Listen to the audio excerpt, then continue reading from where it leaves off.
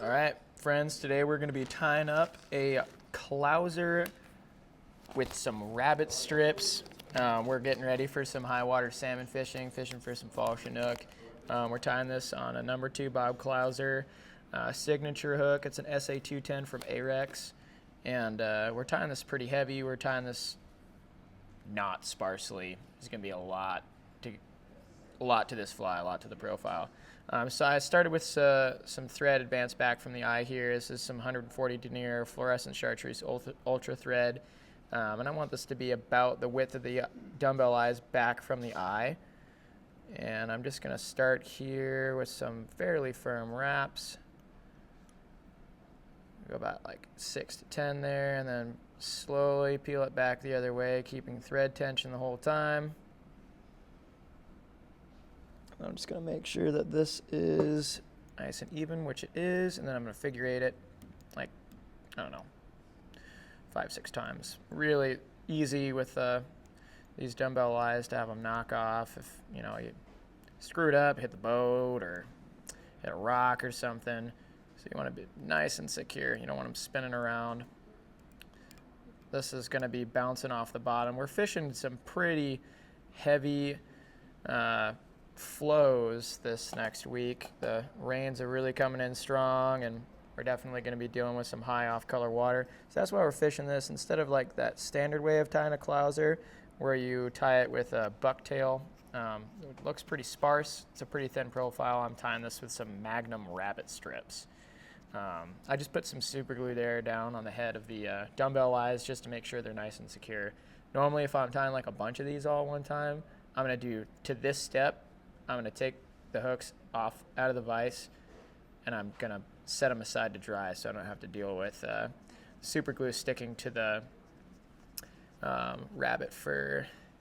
I'm just getting a nice little thread base down here, covering up the hook shank, and I'm working my way all the way back to the bend of the hook here, where I'm going to get that next piece of material secured in.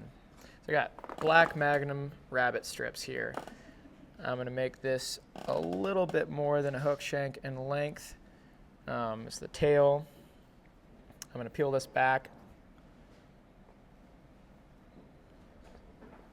Put some saliva on my fingers there, just get the fibers out of the way.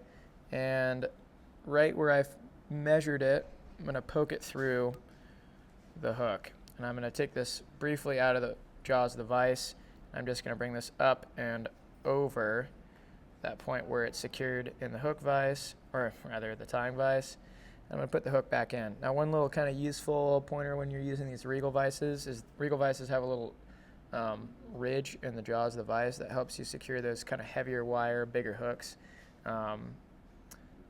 without them sliding around. So if you want to do that, I highly recommend it. It helps you to prevent the hook sliding around, which can damage the jaws of the vise. It can damage the hook. It could damage you if you've got a lot of tension on it and it goes right into your hand, which I've done before, and it sucks.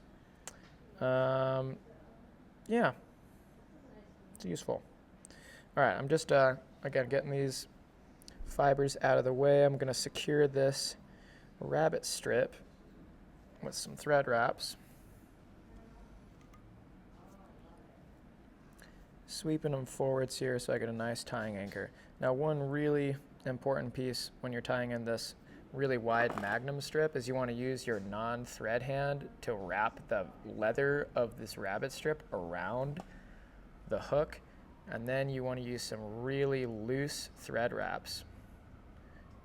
I like to use 3 or 4 super loose and no tension on the thread at all. Got 3 there, and then still tension on my right hand. I'm going to pull up, and you can see that, probably you can see that. It just wraps all the way around the hook shank. It doesn't spin the leather.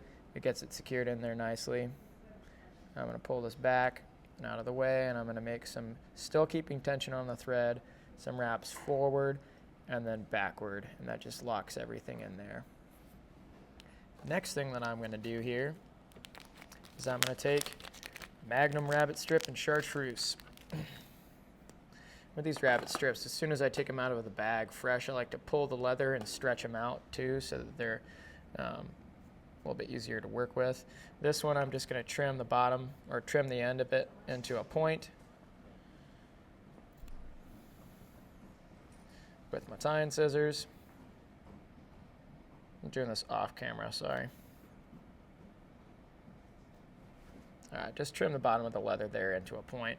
And what I'm going to do with this one, since this is going to be on the bottom of the fly, is I'm going to have the end of the guard hairs here end up at the end of the leather of the other rabbit strip. So it's not going to be quite as long as the other one. This serves two functions. One, aesthetics, and two, that'll kind of help keel the fly a little bit better too. So I just did the same thing here. Swept the fibers out of the way on my tie-in point.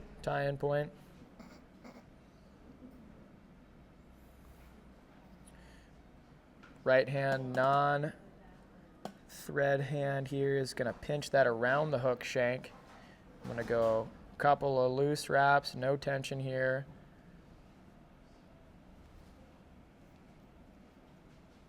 Now I'm going to pull straight up. And I'll pull this back and out of the way. All right, I'm going to wrap all the way down here to the dumbbell eyes. All right, that's looking pretty good to me. Next thing I'm going to do, I'm going to sweep these back. Get this leather out of the way. And I'm going to go right over the top here. It's always really, really helpful here to go loose wraps. This is a little bit easier to switch hands here and keep that pressure on the rabbit strip with your left hand if you're a right-handed tyer. I'm a left-handed person, and I always get crap from lefties for tying righty. But you know what? We have to do a lot of stuff with our offhand as lefties because that's just kind of how life is. All right, I'm going to mash this down and just get it absolutely torqued in there. All right, next I'm going to take about 5 or 6 strands of chartreuse crystal flash, and I'm going to secure them into this hook shank. Man, his voice carries like super well. Find the halfway point here. I'm going to secure this one to the near side of the hook shank on the side. And then I'm just going to fold it over.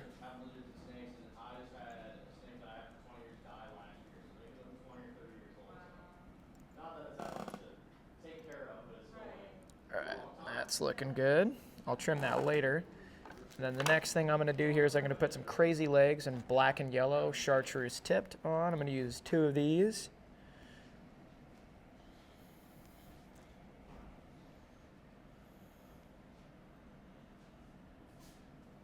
And I'm going to find a point a little bit inside of center.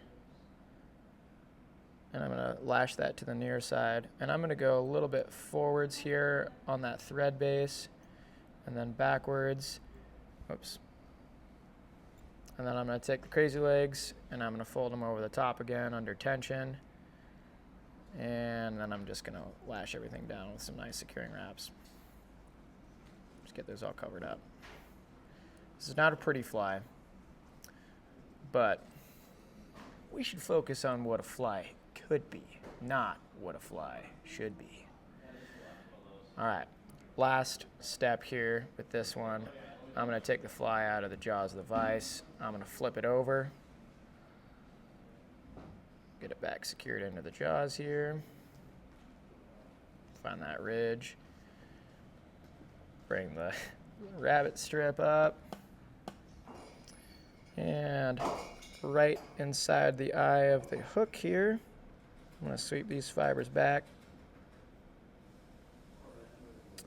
Fold it over with that non-thread hand, just like before.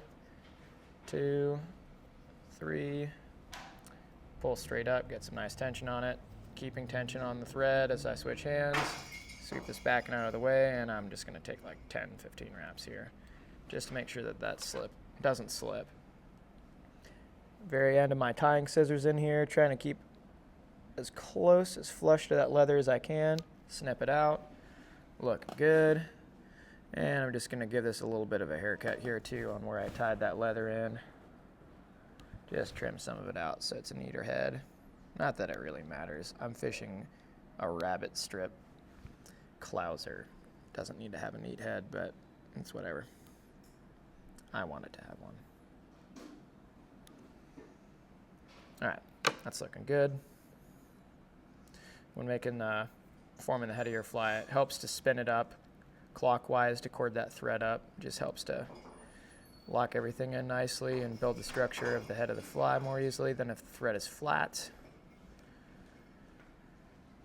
That's a nifty tip for your steelhead flies. So I got this fly, you could fish it for Chinook, you could fish it for trout if you use different colors.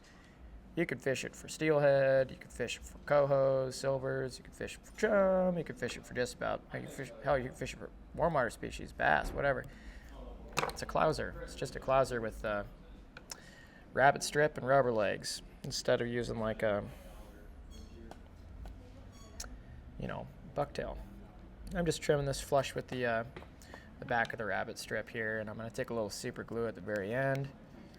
Oopsie. A little bit of super glue at the end and just coat the head of this fly so it's nice and durable. Yeah, that's it. You can mix and match colors. I'm probably going to tie these in all chartreuse. I might do some in black and orange. I might do some in blue and chartreuse. We'll see what happens, but I think this is really an absolutely deadly fly if you're fishing high water. You want something that's got a really big, aggressive profile, cuts through that higher off-color murky water. This will do it. If you have any questions about this, please leave a comment. If you want to buy the materials for this fly, they're available at the Cast Fly Shop. Hope you enjoyed. We'll see you next time.